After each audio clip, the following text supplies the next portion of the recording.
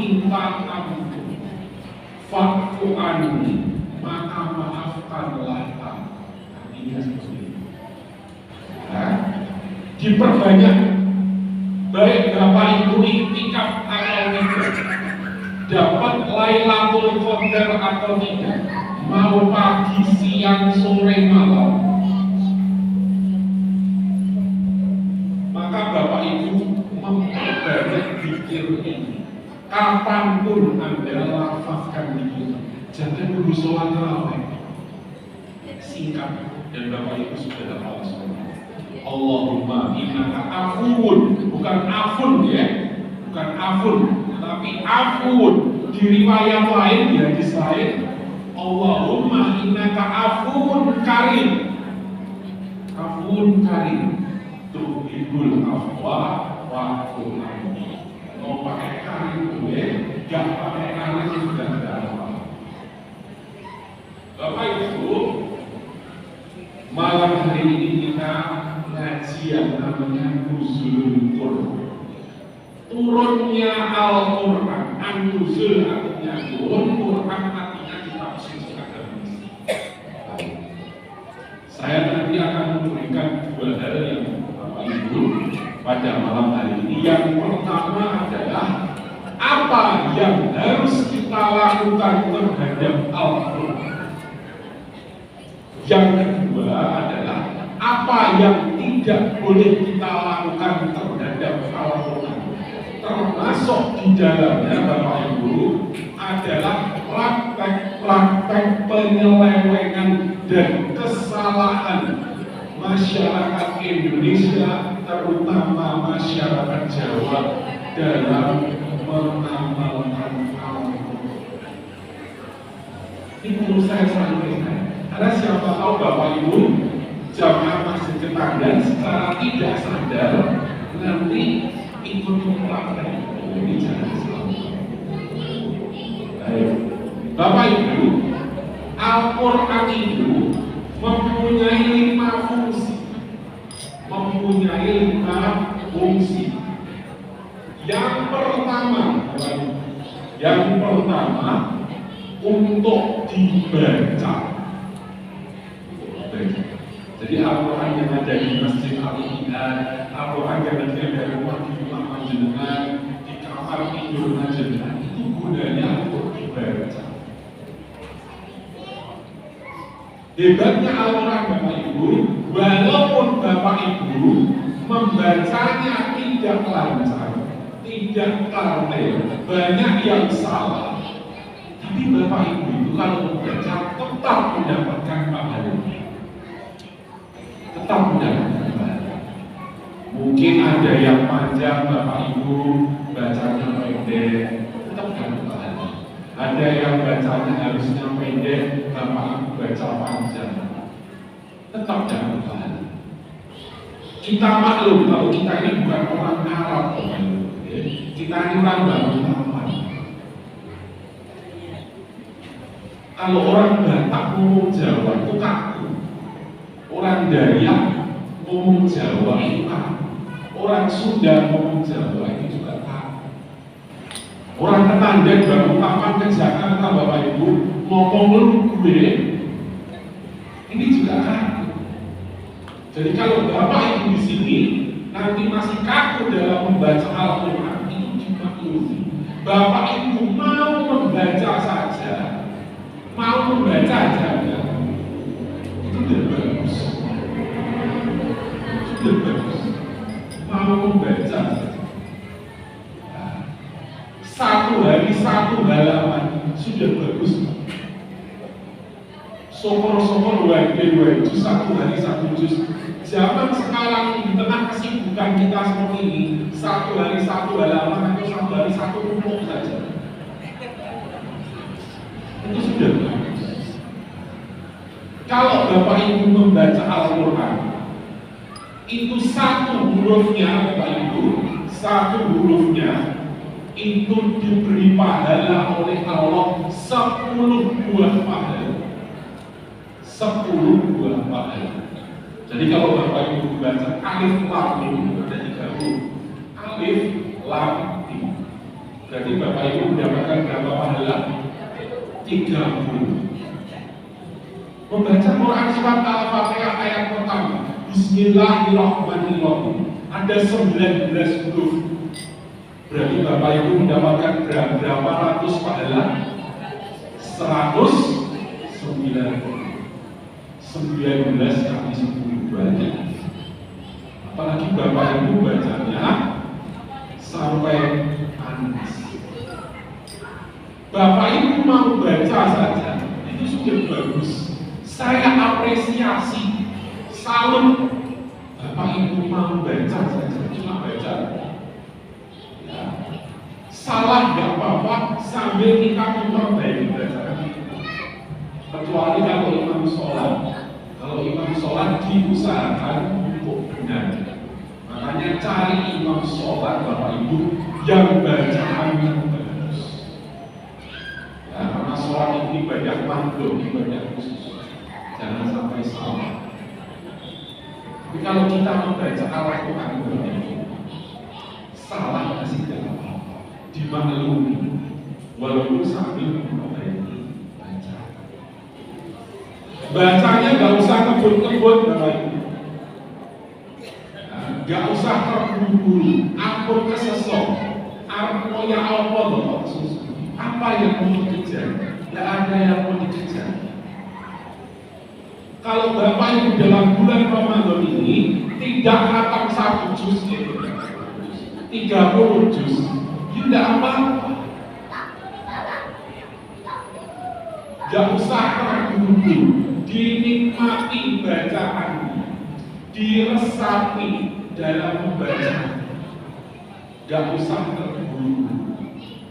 Ya, kita tidak usah membandingkan diri kita dengan para masalah saleh, dengan Imam Syafi'i, dengan para sahabat radhiyallahu anhu yang dalam bulan Ramadan mengatakan berapa juz, mengatakan berapa kali 30 juz kali berapa. Dinikmati Bapak Ibu, tidak usah terburu-buru. Selain Bapak Ibu mendapatkan pahala 10 buah dalam 1 hurufnya, keuntungan Bapak Ibu membaca Al-Quran adalah Bapak Ibu di yaumil akhir akan mendapatkan syafaat dari Allah. Apa itu syafaat Bapak Ibu? Syafaat adalah pertolongan. Pertolongan. Jadi Allah Subhanahu wa taala Bapak Ibu itu memberikan hak prerogatif, memberikan hak khusus ya kepada seseorang atau sesuatu untuk memberikan syafaat bagi umat. Bapak Ibu sholat yang diterima, alhamdulillah tidak, puasanya tidak diterima, zikirnya tidak diterima, ditimbang di mizan, ditimbang. Itu dosanya lebih besar daripada pahalanya.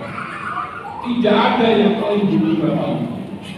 Seketika itu juga Bapak Ibu mendapatkan syafaat dari Al-Quran yang melindungi Bapak Ibu. Syaratnya mendapatkan syafaat dari Al-Quran cuma satu, yaitu sering-sering membaca. Kalau nggak baca ya tidak dapat syafaat. Syafaat ada banyak, tidak hanya dari Al-Quran, dari anak yang soleh, dari teman yang soleh. Jadi Bapak Ibu ini, kalau punya tetangga yang soleh, beruntung. Bapak Ibu besok mau masuk neraka, alhamdulillah, ada tetangga panjenengan protes sama Allah, ya Allah, ini tetangga saya dulu ikut pengajian Nuzulul Quran tahun 2024 di Ramadan. Sholat tarawih bareng saya. Tolong jangan dimasukkan, tolong Bapak, karena ini tetangga yang soleh. Teman yang soleh, anak yang soleh bisa menjadi syafaat. Al-Quran bisa menjadi syafaat.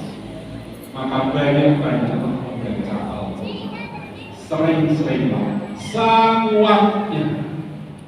Saya menasihati Bapak Ibu dan juga diri saya sendiri yang masih jarang membaca Alkitab. Bapak Ibu jangan membayangkan kalau pengajian itu ustaznya yang di depan, yang membawa, yang memegang mikrofon, itu pahalanya lebih besar daripada panjenengan belum. Dosanya lebih sedikit dari panjenengan belum. Bisa jadi pahalanya lebih sedikit dan dosanya lebih besar daripada panjenengan. Jadi jangan terpukau dengan kostum, dengan peci, dengan baju koko, dengan jenggot dan lain sebagainya. Amal soleh yang kau hanya mau manusia lain. Satu dibaca. Yang kedua, fungsi Al-Quran yang kedua adalah diartikan atau diterjemahkan. Diartikan atau diterjemahkan. Jangan sampai Bapak Ibu ini ditertawakan dengan orang muslim. Ayo, mau sampai moco kita nih orang diartini. Jadi Bapak Ibu harus tahu arti. Tapi saya nggak bisa bahasa Arab. Bapak Ibu sudah banyak Al-Quran yang terjemah. Tapi yakin Bapak Ibu punya Al-Quran terjemahan semuanya. Yang harganya 100.000, 150.000, 250.000, 400.000. Dibaca terjemahan supaya Bapak Ibu tahu apa artinya yang Bapak Ibu baca. Jadi lebih cinta terhadap Allah. Bapak Ibu ini sebagai umat Islam betul ya, boleh membaca kitab suci. Tidak semua agama memperbolehkan pengikutnya membaca kitab suci. Agama Hindu Bapak Ibu, kitab suci Weda. Tidak semua boleh membuka Weda. Hanya kasta Brahmana dan kasta Satria. Brahmana itu ulamanya Hindu, Satria itu para pejabat kerajaan yang boleh membuka Weda, yang boleh membaca Weda. Kalau kasta Patria, kasta Sudra, pedagang, menengah ke bawah tidak boleh buka Weda. Al-Quran ini Bapak Ibu mulai dari presiden, menteri, pejabat, sampai pengangguran, orang miskin, pencopet, pezina, pemabuk boleh baca Al-Quran. Maka Bapak Ibu dibaca juga artinya supaya Bapak Ibu paham. Kalau nggak paham artinya, Bapak Ibu bisa tanya tafsirnya kepada ustaz atau ulama atau orang yang paham dengan Al-Quran.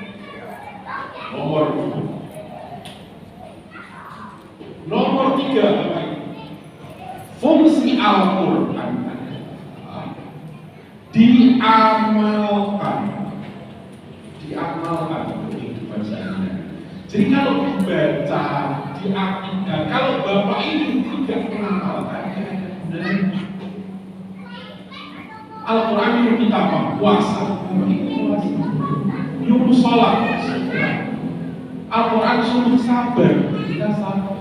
Al-Quran itu kita syukur, ya kita syukur. Diamalkan, dipraktekkan dalam kehidupan sehari-hari.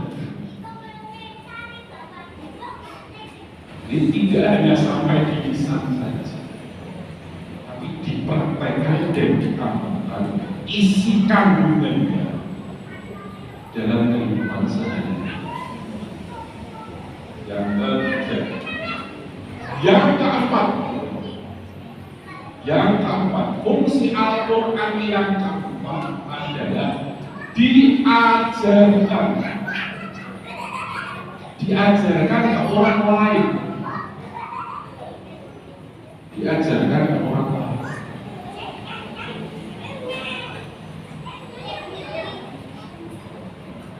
diajarkan bisa ke suami panjenengan, bisa ke istri panjenengan, bisa ke anak cucu panjenengan, bisa ke tetangga, bisa ke teman dan lain sebagainya, bisa ke murid-murid. Mengajarkan Bapak Ibu bisa dua. Yang pertama mengajarkan cara membacanya. Jadi Bapak Ibu kalau tidak bisa mengajarkan isi kandungan Al-Quran, Bapak Ibu bisa mengajarkan cara membacanya kepada cucu-cucu panjenengan atau anak-anak playgroup, anak PAUD, alif ba ta cinta, pahalanya besar. Yang kedua adalah mengajarkan isi kandungan. Lene ahli sholat itu sudah mengajarkan isi Al-Quran. Lene sesuk Ramadan mampu siap-siap sahur awal ini poso itu sudah mengajarkan Al-Quran. Sesuk tanggal 1 Syawal sholat itu sudah mengajarkan Al-Quran. Nek kowe ujian ojo nyuntung gone kancane itu sudah mengajarkan Al-Quran. Diajarkan ke orang lain.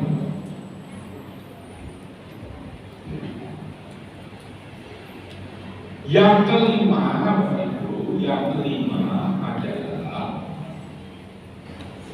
Al-Quran untuk dihafal.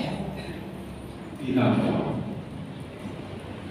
Kalau dihafal Bapak Ibu, bisa Bapak Ibu menghafal satu Al-Quran 30 juz, alhamdulillah. Tapi kalau tidak bisa, tidak apa-apa. Apalagi seusia kita ini Bapak Ibu, spontanis akan gila. Bapak Ibu bisa hafal juz 30 atau juz apa saja, sudah bagus. Nah, Bapak Ibu menghafalnya surat An-Naba, ya bagus. Kalau nggak bisa hafal surat-surat pendek, bisa hafalkan ayat. Ya, Quran surat Al-Baqarah ayat 183. Ya, yang selalu diomongkan para penceramah tarawih setiap kali bulan Ramadan. Ya ayyuhalladzina amanu kutiba alaikumus syiyam kama kutiba alal ladzina min qablikum la'allakum tattaqun. Diputar terus itu setiap 29 sampai 30 hari. Bapak Ibu nggak paham? Tidak paham? Gak harus panjang-panjang ayat yang dihafal. Sebisa mungkin sakwate panjenengan ngafalke. Belum bisa menghafalkan Al-Ikhlas, ya Al-Ikhlas. Belum bisa menghafalkan Nas, ya Nas. Tidak apa-apa, tidak usah malu. Bapak Ibu, tidak semua, bukan tidak semua, tapi hanya Islam Bapak Ibu satu-satunya agama yang punya penghafal kitab suci.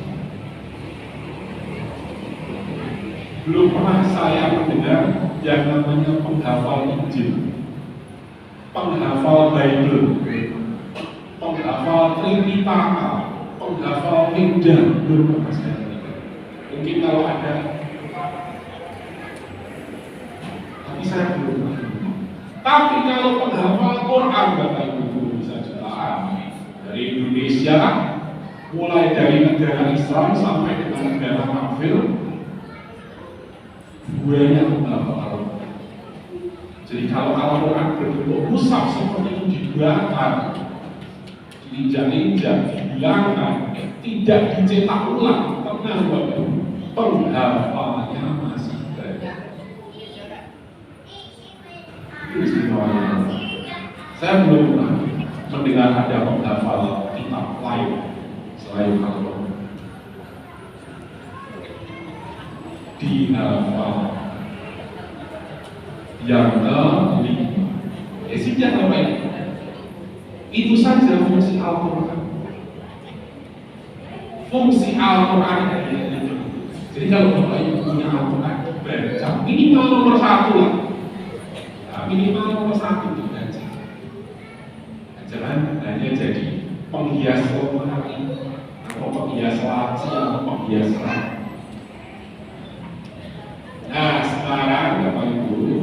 sesi yang terakhir ini, saya akan menyebutkan dan mencintai praktek-praktek kesalahan masyarakat Indonesia dalam pengamalkan Al-Quran lengkap.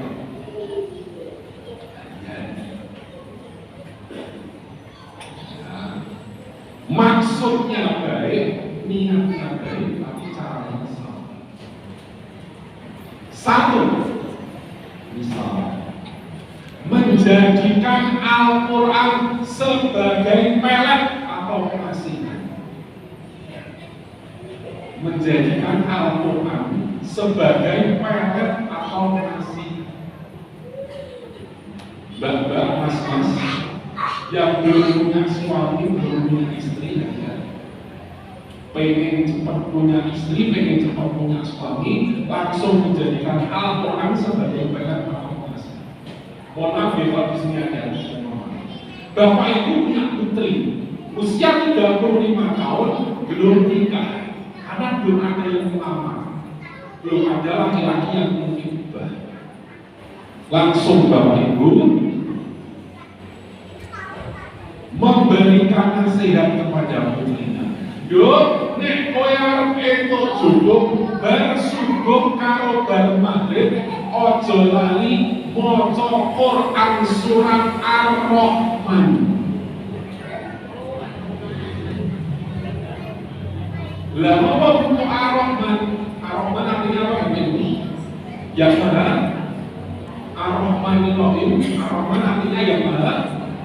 Pengasih.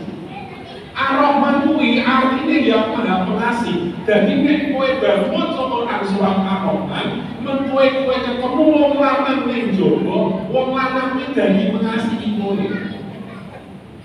Wong lanang kuwi dadi jatuh cinta karo kowe, dadi kesengsem karo kowe, dadi terpesona karo kowe. Ini ajaran dari mana, Pak? Ajaran dari mana? Enggak ada ajaran seperti ini. Ini pelecehan dan pendegradasian makna terhadap Al-Quran. Yang seharusnya Quran surat Ar-Rahman itu dibaca, diselami maknanya dan diamalkan isi kandungannya, malah jadi pelet, malah jadi pengasih. Quran surat Ar-Rahman separuh surat itu isinya sama. Bapak Ibu sudah hafal semua. Fabi ayi a'la'i rabbikuma tukadziban. Kalau anak-anak muda itu kalau buat story di WhatsApp, di Facebook, di Instagram, ada pemandangan gunung, laut, ada makanan, ada sate, omset, dan lain sebagainya. Kemudian di foto, di-upload ke story, captionnya Quran surat Ar-Rahman. Nikmat Tuhanmu yang mana lagi yang kamu istimewa. Inti surat Ar-Rahman kita ini disuruh bersyukur sekecil-kecilnya nikmat Allah. Sekalipun kita mendapatkan musibah atau cobaan, kita tetap harus bersyukur. Lagi berkali-kali nikmat Tuhanmu yang mana lagi yang kamu istimewa. Malah jadi pelet, malah jadi pengasih. Hati-hati, ini pelecehan terhadap Allah. Dua, menjadikan Al-Quran sebagai pelaris atau pesugihan. Pelaris atau pesugihan. Ben warung pelaris dagangan payu, ojo lali, saben sadurung buka toko, buka warung, maca Quran surat Al-Waqiah. Ada hubungannya Bapak Ibu. Al-Waqiah dengan larisnya dagangan. Ini pelecehan. Kalau Anda baca Quran surat Al-Waqiah, terus banyak dagangan. Ajaran dari mana? Al-Quran untuk penglaris dan untuk pesugihan. Dua. Yang ketiga, Al-Quran sebagai susuk atau raja. Susuk atau raja. Nah, di leher kita tato tulisan Arab. Biar tebal, bacok. Biar terkonstruksi dan tidak berdarah satu. Ditembak nggak aman. Dari mana? Rasulullah itu kalau perang dia asal bekas tidak berdarah apa itu. Para ulama Rasyidin, para sahabat, berapa orang yang mati ketika mereka memimpin sholat dibacok dari belakang? Meninggal. Lah ini ada yang memanfaatkan ayat-ayat suci Al-Quran ke oknum-oknum kiai, ke oknum-oknum ulama, ke oknum-oknum habib, oknum-oknum pesantren, minta supaya kembali. Ini ajaran dari mana? Kalau benar-benar kebal, Bapak Ibu, maka ada dua kemungkinan. Kemungkinan yang pertama, bohong untuk keperluan konten media sosial. Satu, bohong untuk keperluan konten media sosial. Kemungkinan yang kedua, tidak bohong beneran, tetapi dibantu oleh jin. Dibantu oleh jin. Sehingga orang tadi kebal bacokan. Walaupun pakai ayat Al-Quran. Bapak Ibu punya kaligrafi tulisan Arab dipajang di rumah. Kalau untuk hiasan tidak apa-apa, untuk pemanis rumah tidak apa-apa. Tapi kalau niatnya supaya malingnya tidak masuk, supaya warungnya laku dan lain sebagainya, ini haram. Syirik. Quran bukan untuk ini,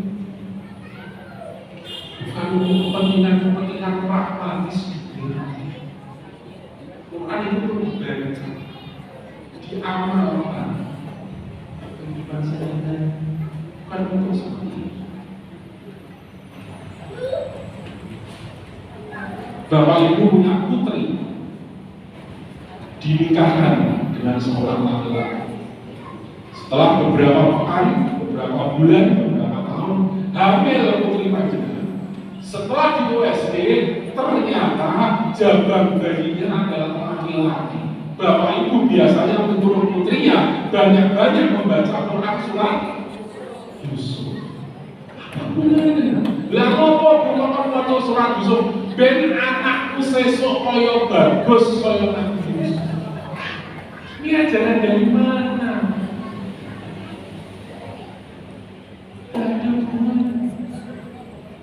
Betul Bapak Ibu, Yusuf itu memang ganteng, tampan.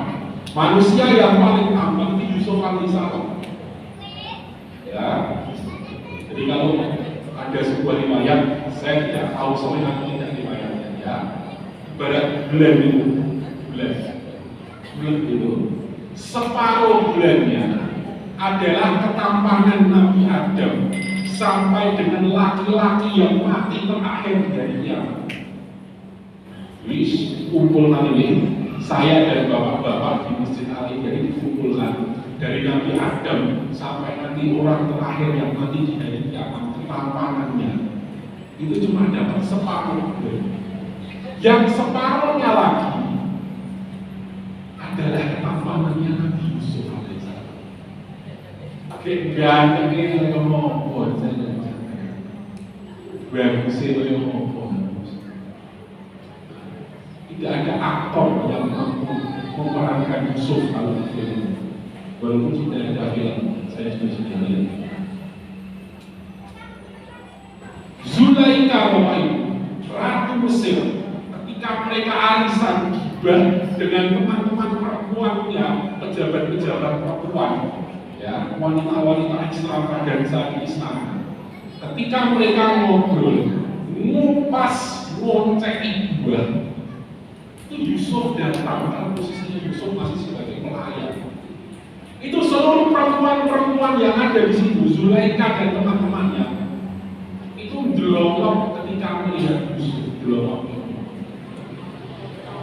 terpesona, tersepuna, saking lebih dari pesona, tersepuna oleh ketampanannya Yusuf. Sampai mereka itu mengiris tangannya, mengiris jarinya berdarah, itu mereka nggak kerasa, saking tampannya Yusuf alaihissalam.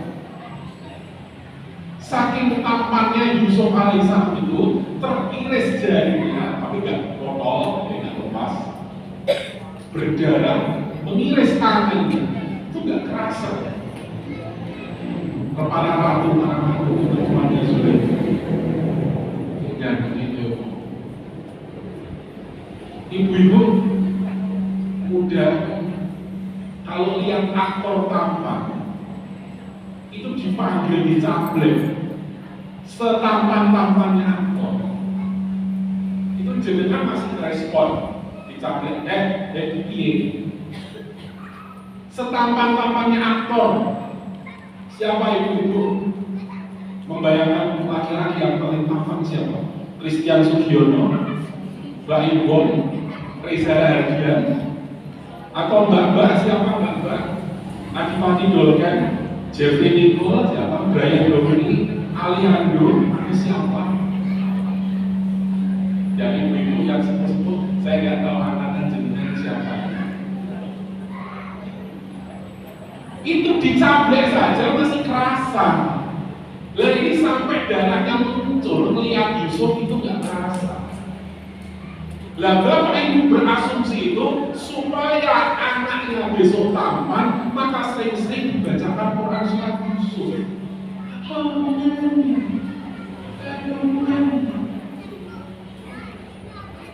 Pernah ada seorang laki-laki yang kesurupan. Ini ceritanya tahu. Dia diruyah oleh rukyah syariah, luar jin. Tanya sama rukyah, Mas, sejak kapan ada gangguan jin? Kira-kira sekitar 1 bulan yang lalu. Saya menghafalkan Quran surat Yusuf. Saya baca Quran Yusuf sehari berapa kali, supaya aura ketampanan saya, supaya aura kegaduhan saya keluar.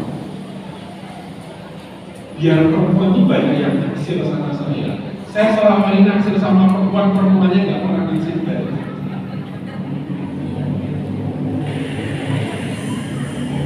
Mengamalkan sesuatu yang tidak ada hubungannya dengan Quran dan hadis, cenderung pada perilaku bid'ah, membuka gerbang jin untuk masuk ke dalam tubuh kita. Ceritanya anak saya diceritain oleh teman saya yang baru.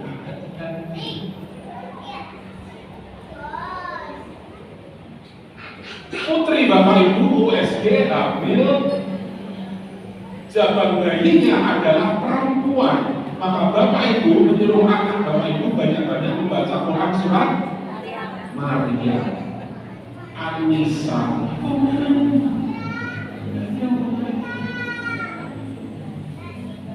Kalau Bapak Ibu cara berpikirnya seperti itu, logikanya seperti itu, maka gampang dipahami. Berarti sesuk do nek kowe meteng aja nganti maca Quran surat Al-Baqarah. Lah opo Bu? Dak sesuk anakku kaya sapi. Itu pikir dari mana?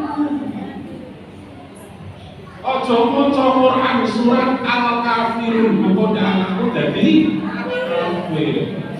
Sesuk nek kowe meteng aja sekali-kali kowe maca Quran surat Al-Lahab, mengko anakku kaya Abu Lahab. Terus maca apa Bu? Ayo maca surat Muhammad, surat Hud, surat Yunus, surat Yusuf, surat Ibrahim, sing ngono-ngono. Salah, Bapak. Pelecehan terhadap Al-Quran. Harusnya kalau mbak-mbak hamil, ibu-ibu putrinya hamil, bapak-bapak kalau putrinya hamil, mas-mas istrinya hamil, disuruh membaca Quran surat apapun bebas. Mulai dari Al-Fatihah sampai dengan An-Nas. Bebas acak baca surah Yusuf boleh, Anissa boleh, Al-Mulk boleh, Al-An'am boleh, Ali Imran boleh, Al-Baqarah boleh. Bebas. Yang paling bagus yang mana? Semuanya bagus, nggak ada yang jelek. Quran semuanya bagus,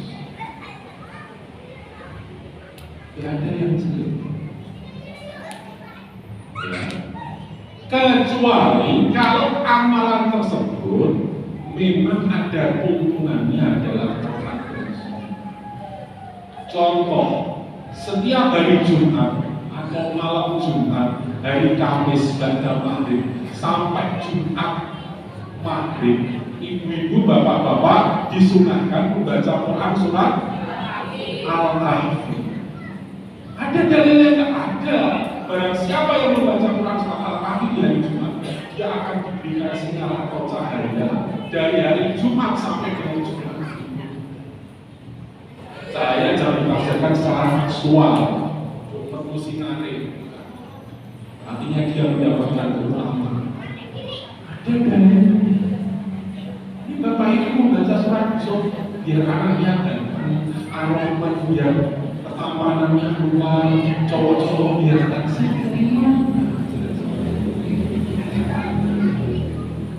Intinya bapak ibu, jangan sampai bapak ibu menukarkan ibadah atau amalan akhirat dengan kesenangan dunia. Jangan sampai ditukar. Yang akhirat biar itu akhirat, yang dunia biar itu. Jangan ditukar. Kalau bapak ibu menukar, besok jangan-jangan di akhirat tidak ada apa-apa. Karena niatnya untuk dunia. Saya beri contoh. Ini yang banyak contoh. Bapak ibu ditanya, kalau Ramadan kan wajib ya puasa. Bapak ibu puasa Senin Kamis misal, puasa Yaumul Fitr dari 3 hari tengah bulan, atau puasa Senin Kamis, atau puasa Daud. Ditanya, apa niatmu untuk puasa? Bapak ibu jawab, supaya sehat, supaya kolesterol saya di bawah 200, supaya trigliserid saya di bawah 200, supaya asam urat saya di bawah 6, supaya gula darah saya di bawah 150. Dikasih nggak sama Allah? Mungkin dikasih. Mungkin dikasih. Tumornya hilang, migrainnya hilang, vertigonya hilang, sel kankernya hilang. Tapi nanti di akhirat jauh bisa. Ibu nanya, ya Allah, mana puasa yang saya lakukan di dunia? Loh, kan kamu yang puasa supaya sehat. Dan saya sudah kasih kamu. Kok mau minta apa lagi sekarang? Karena niatnya Bapak sehat. Tapi kalau Bapak Ibu niatnya puasa wajib, puasa sunnah untuk Allah, untuk mencapai kerinduan Allah, biar Allah sayang pada kita, biar Allah ridho pada kita, biar kita bisa masuk surga Allah, memasuki lewat bab royan atau pintu royan. Itu tidak apa-apa. Bapak Ibu akan mendapatkan. Tapi kalau Bapak Ibu niatkan untuk sehat, ya mungkin sehat dikasih. Tapi nanti di yaumil akhir bisa-bisa itu tidak dapat apa-apa. Perkara niatnya sudah lurus untuk Allah, ternyata setelah puasa Bapak Ibu benar-benar sehat, nah itu lurus.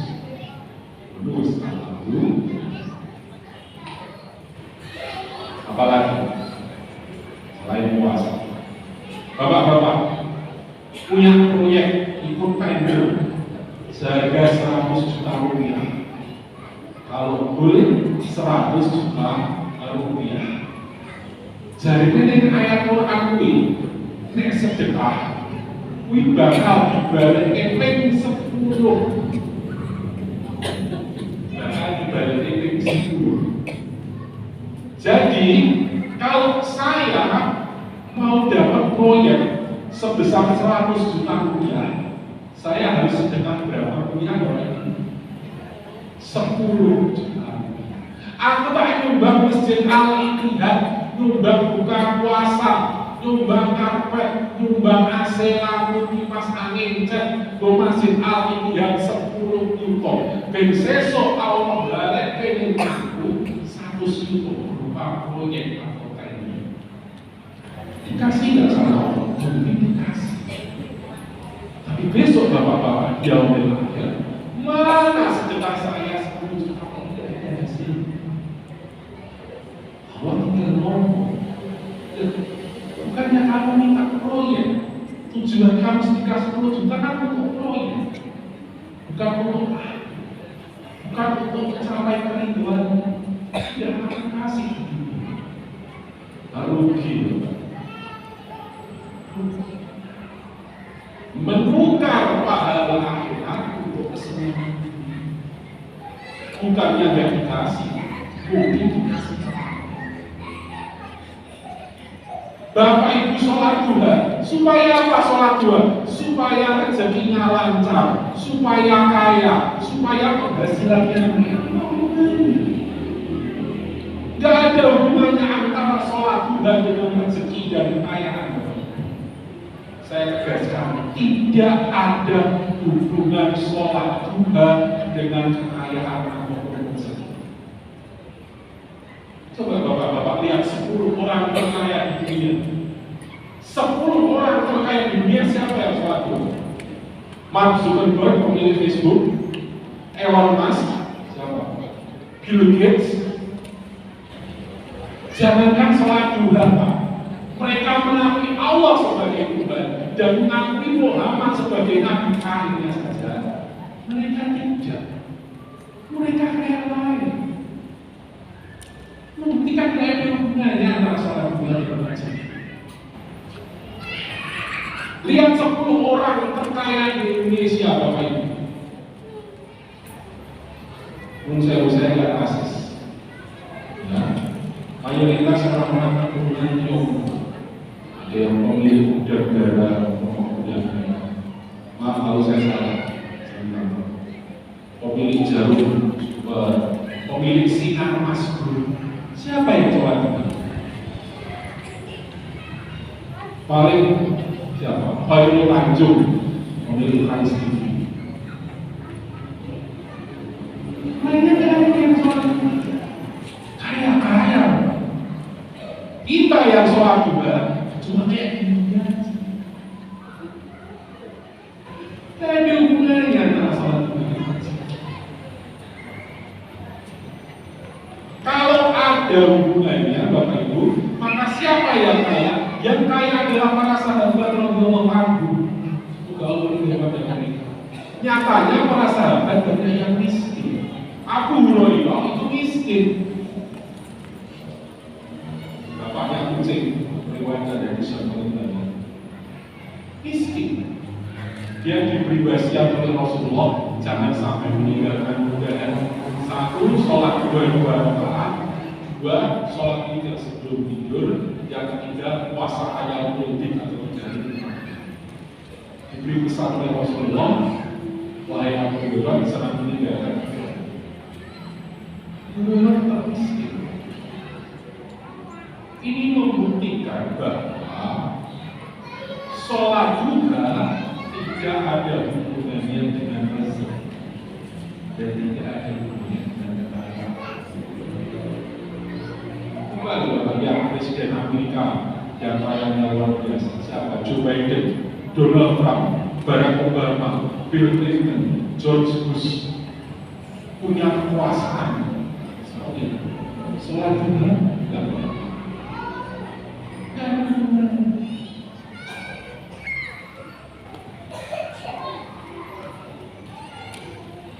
Termasuk sekarang yang tren menjadi bapak-bapak ibu, mas-mas, bapak.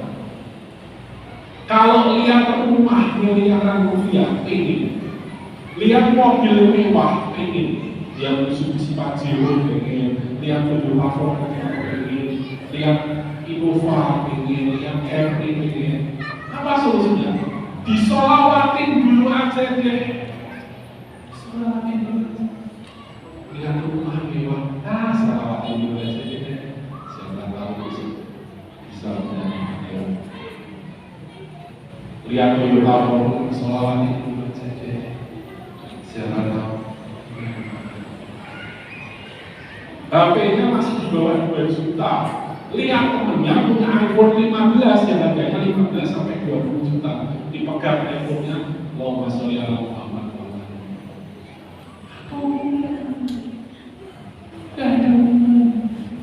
Pelecehan terhadap sholawat. Sholawat Bapak Ibu gunanya adalah kita berdoa kepada Allah agar Allah memberikan rahmat dan keselamatan kepada Nabi Muhammad dan keluarganya. Seperti Allah memberikan rahmat dan keselamatan kepada Nabi Ibrahim. Ya Allah berikan Nabi Muhammad itu rahmat dan keselamatan. Sholawat itu bukan kita minta kepada Nabi. Sholawat itu kita mintanya kepada Allah agar Allah memberikan rahmat dan keselamatan kepada Nabi. Bapak Ibu dan sholawat itu ajar Nabi tetap memberikan rahmat dan keselamatan. Gunanya sholawat untuk itu supaya kita bisa mendapatkan syafaat dari Rasulullah SAW. Salah satu syafaatnya selain puasa adalah Muhammad SAW bisa memberikan syafaat dari umat. Siapa yang diberi syafaat adalah umatnya yang sering bersholawat. Allahumma sholli ala Muhammad wa ala ali Muhammad sampai dengan ingatan sholawat. Di riwayat lain ada alaminya ingatan. Banyak membaca sholawat. Kok kepanjangan ya, jauh banget ya sudah. Allahumma sholli ala Muhammad wa ala ali Muhammad. Kok jauh banget ya sudah yang paling pendek. Allahumma sholli ala Muhammad. Allahumma sholli ala Muhammad. Allahumma sholli ala Muhammad. Allahumma sholli ala Muhammad.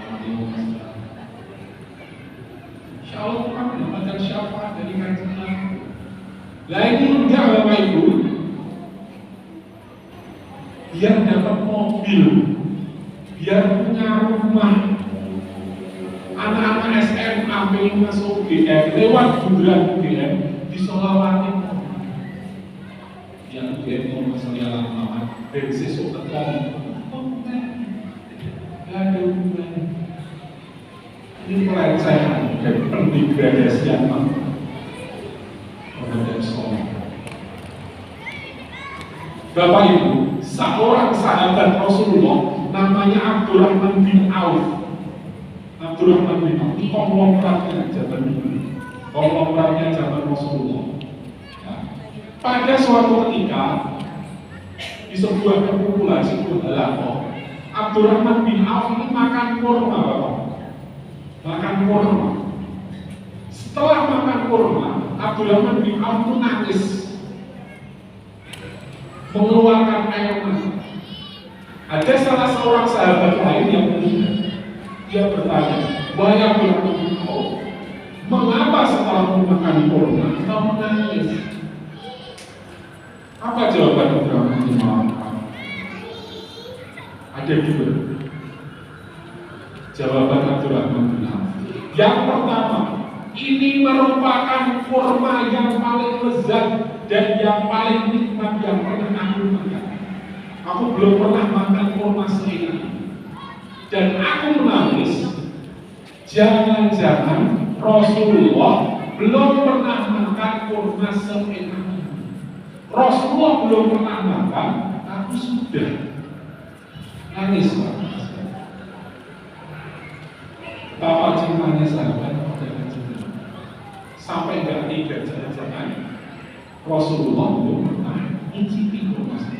Zaman dulu pengolahan kurma tidak seperti sekarang.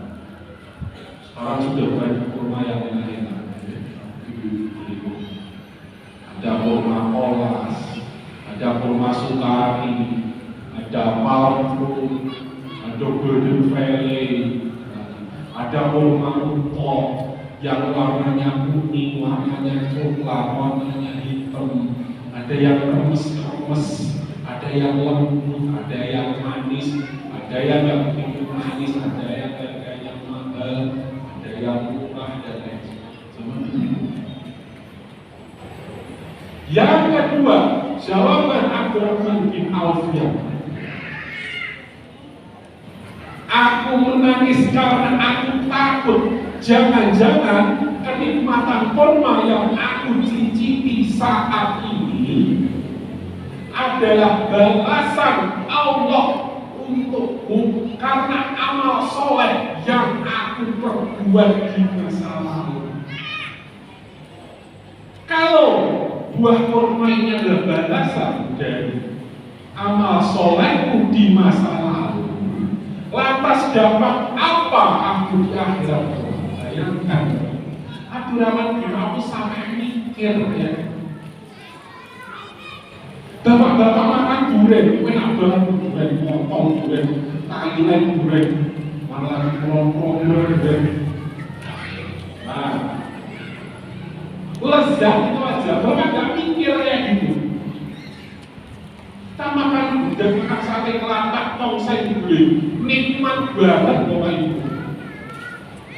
Mbak mas buka puasa di hotel yang paketnya 150.000, 200.000 di nikmatnya luar biasa. Jangan-jangan bapak ibu yang bapak ibu makan itu adalah balasan dari Allah karena sholat sedekah pikir bapak ibu di masa lalu. Bapak ibu nggak mikir, saya juga nggak mikir. Abdurrahman bin Auf mikir. Terus aku itu apa sih sebenarnya akhiratnya ini mesti dibalas kalau Gusti Allah berupa nikmatnya kurma. Kalau bapak-bapak itu hasilnya naik, karirnya lancar, istrinya solehah, nurut, anak-anaknya patuh semuanya, sehat-sehat semuanya, kolesterol asam urat gula darah normal. Ibu-ibu punya suami yang setia, gak main perempuan, gak KDRT, anak-anaknya nurut. Jangan-jangan itu balasan dari Allah karena ibadah panjenengan di masa lalu. Terus mau dapat apa kita besok? Abdurrahman bin Auf mikir kayak situ. Nah, kita ini malah mengutarakan baca apa-apa. Kita masuk baca ulang biar baca sholawat biar dapat sesuatu, sedekah biar kembali proyeknya, puasa biar sehat. Abdurrahman bin Auf takut. Terakhir waktu itu ya setelah 10 lebih, setelah 10 itu cukup tidak saya. Kesimpulan dan semacam pengajian Nuzulul Quran pada malam ini. 1. Luruskan niat bapak ibu dalam beribadah. Yang namanya lurus, ibadah saya ini hanya untuk Allah. Biar Allah sayang sama saya, biar Allah ridho sama saya. Puasa panjenengan, sholat jamaah panjenengan, raweh panjenengan. Hari ini, biar Allah ridho sama saya, biar Allah sayang sama saya, biar besok saya dapat pahala dari Allah, biar besok saya pahala saya dapat dosa-dosa saya itu terhapus gara-gara saya sholat tarawih pagi. Ini bapak ibu bisa mendapatkan luruskan niat, jangan menukarkan pahala akhirat untuk kesenangan dunia. 1. Catatan yang kedua, jangan salah ambil kesimpulan setelah pengajian. Bapak ibu keluar dari masjid Al-Ittihad salah menyimpulkan, oh ajaran Ustaz mau orang yang mau Quran surat Ar-Rahman. Ini salah sebenarnya. Nek tentang orang yang mau Quran surat Yusuf, salah kalau kesimpulannya ya. Orang yang mau surat An-Nisa yang salah. Kalau ibu-ibu hamil baca Quran surat Yusuf boleh nggak? Boleh. Baca Al-Baqarah boleh nggak? Boleh. Al-An'am boleh nggak? Boleh. An-Nisa boleh nggak? Boleh. Nah, jangan dibuat kesimpulan orang itu mau Quran surat Yusuf. Bukan itu kesimpulannya. Nah, nanti ibu bapak-bapak langsung berkesimpulan, oh bid'ah, Yasinan bid'ah, Al-Kahfian bid'ah, Ar-Rahmanan bid'ah, Yusufan bid'ah, Maryaman bid'ah. Bukan itu kesimpulannya. Kita sering membawa itu dinasihat oleh Ustaz, oleh ulama sebelumnya. Umum orang itu mengira itu, aduh itu bukan itu. Jangan disalah tafsirkan. Boleh, tapi niatnya boleh. Habis subuh baca Ar-Rahman boleh, habis duhur baca Al-Mulk boleh, habis asar baca Al-Waqiah boleh, habis maghrib baca Yasin boleh, malam Jumat baca Yasin boleh, malam Jumat baca Al-Mulk boleh, malam Selasa baca Al-Kahfi boleh. Semuanya boleh. Jangan disalahartikan terus gak boleh anggap. Saya hanya menekankan pada niat. Sakit membedakan ya. Ini sudah 2020. Bapak Ibu sudah pintar-pintar semuanya. Kan yang hidup di zaman tahun 50-an, 60-an yang informasi serba terbatas dan kemungkinan informasi sedikit. Salah tafsir. Yang ketiga, Bapak Ibu, bukan berarti setelah beribadah Bapak Ibu nggak boleh berdoa. Boleh berdoa. Boleh berdoa. Bapak Ibu setelah sholat juga minta supaya kaya. Boleh. Bapak Ibu setelah sholat juga minta supaya rezekinya lancar. Boleh. Bapak Ibu setelah sholawat minta supaya Allah mampukan saya supaya saya bisa mempunyai rumah seperti itu. Boleh. Bapak Ibu setelah puasa, buka puasa, ya, membaca doa terlebih dahulu. Bismillahirrahmanirrahim. Allahumma laka sumtu wa bika amantu wa ala rizqika aftar.